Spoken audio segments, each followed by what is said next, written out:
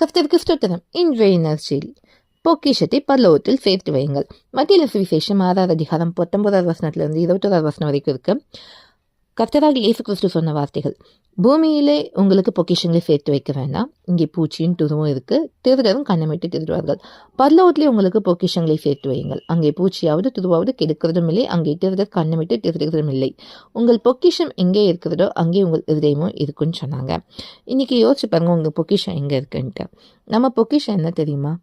ஆத்துமாக்கள். நம்ம கர்த்தருக்காக ஒவ்வொரு ஆத்துமாக்களை ஆதாயமாக படுத்தும் போது அதை பொக்கிஷமாக நம்ம சேர்த்து வைக்கப்படும்.